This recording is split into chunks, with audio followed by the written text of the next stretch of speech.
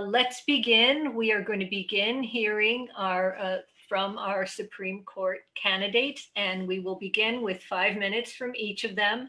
We will begin with Justice Bridget Mary McCormack.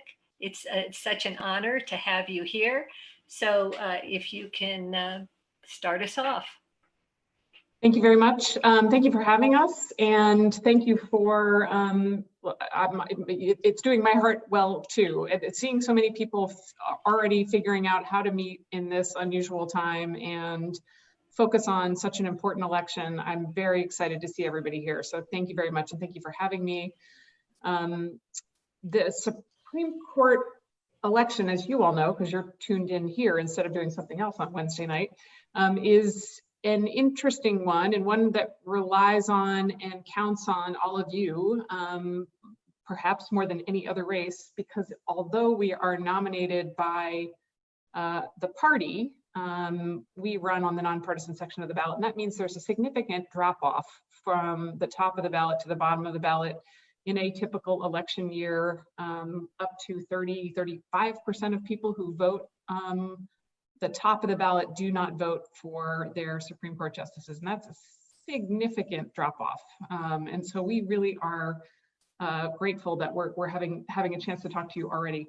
I was elected to the court in 2012 when there was an open seat. There's an open seat this year as well, and we have a fantastic candidate in Elizabeth Welch, and I'll turn back to that at the end. But when I ran, there was an open seat. I was then on the faculty at the University of Michigan Law School and the Associate Dean for Clinical Affairs. I founded a number of clinical programs, including a domestic violence clinic, a pediatric health advocacy clinic, and the Michigan Innocence Clinic, which has exonerated 23 people since we founded it in 2008. And I've been honored since I've been on the court to be part of important decisions that have increased and improved access to justice. I think everybody on this call understands the important decision-making role the court plays. The court makes the final decision in every kind of case that affects you and your family and your neighborhood, your community, and your state. Civil, criminal, you name it. And very few of our cases go to the federal courts. Since I've been on the court, one case has gone to the US Supreme Court. For the most part, we are the final decision makers in lots of disputes that make a difference in our communities, a tremendous difference. But in addition to the decision-making function, the court by constitution has the constitutional responsibility of administrative oversight of the courts of the state. And that I want to talk about briefly because it's there in that administrative role that we have a tremendous opportunity, in my view, to have a positive impact on the people of our state. And I'm going to talk specifically about a few things that I have spent a lot of time on in the last year in that role. I am currently the court's Chief Justice, which means I have a significant administrative docket. But in particular, I'm going to tell you about three things, just so you understand exactly how important this role is and why it really, really matters who sits on your court in addition to the decisions we make.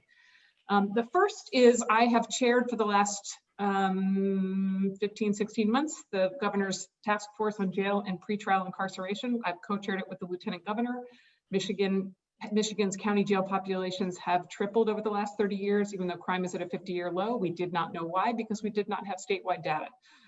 We now do. We have statewide data. We can tell you exactly why our jail populations have grown, and we made 18 comprehensive, innovative, evidence-based, values-based recommendations to change all of that.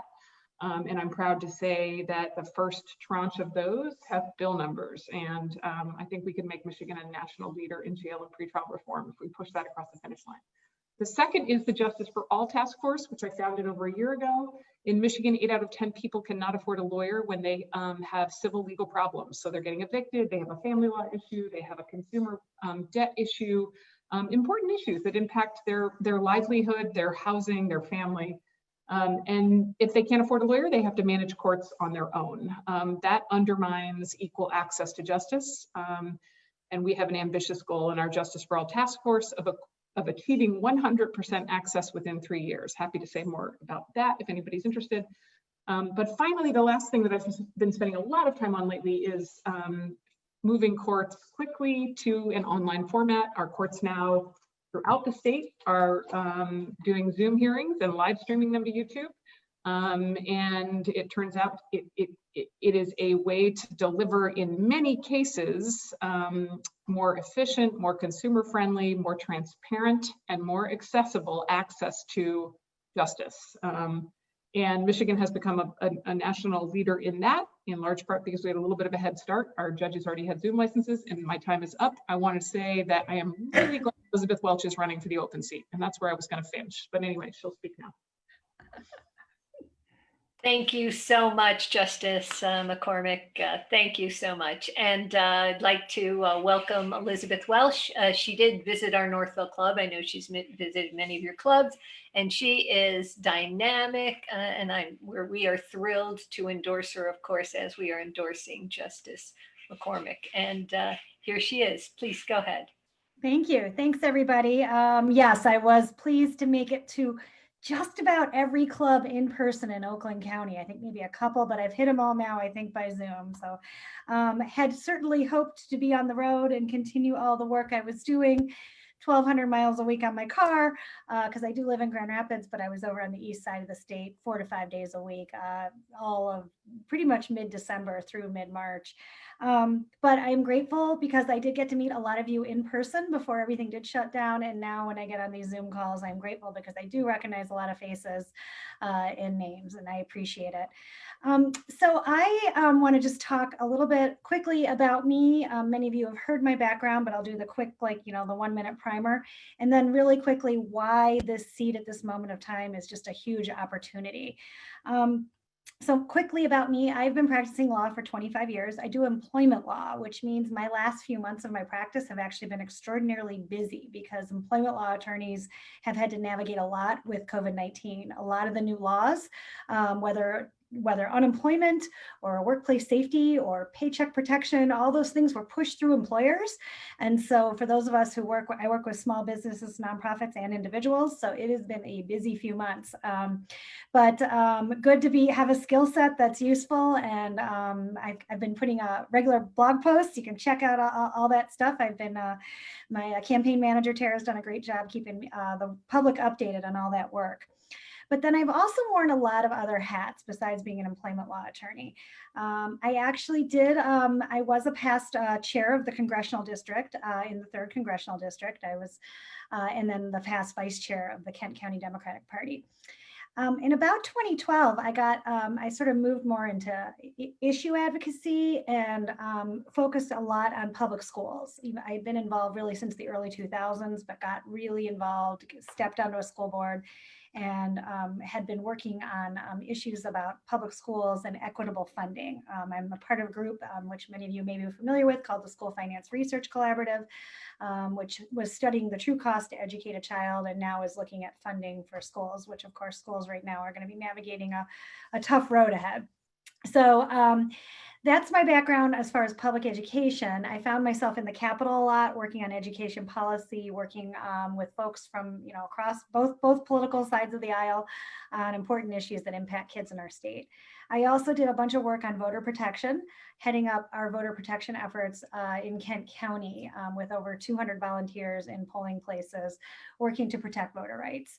And that work was bigger than just election day, but actually meeting with clerks and making sure clerks were really ready to go with the backup and support they needed, and hopefully helping them with blind spots so that we didn't run into problems that seem to happen a lot at polling places, especially after Proposal 3. There were new rules in place and we wanted to make sure they were ready. And then finally, I'm the past board president, or I guess past at this point, board president of Michigan League of Conservation Voters, and served on that board for 8 years.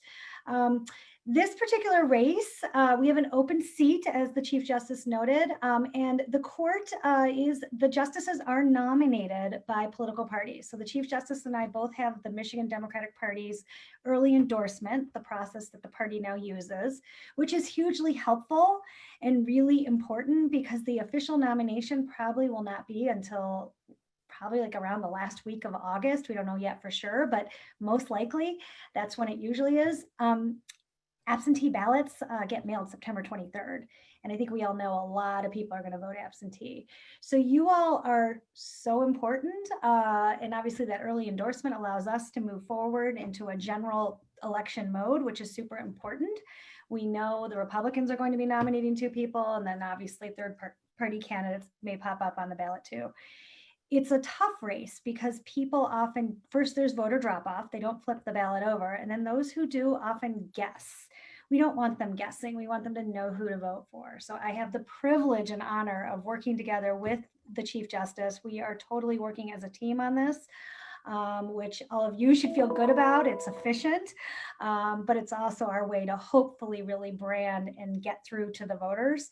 Most people can't name a single justice on the Michigan Supreme Court, which is really a shame because one, the Chief Justice is amazing, so they should definitely be able to at least name her. But it's even more of a shame for democracy because this is our third branch of government. And those 7 justices, the importance of their decisions are basically the same as the governor or the legislature, and people don't know who they are. So I'll stop there because I got a big red sign. So thank you. Thank you so much, Justice McCormack. Thank you, Elizabeth Welch. I think you're both amazing, and we are thrilled to elect you in November, re-elect you and elect you. Thank you very much. Thank you for having us.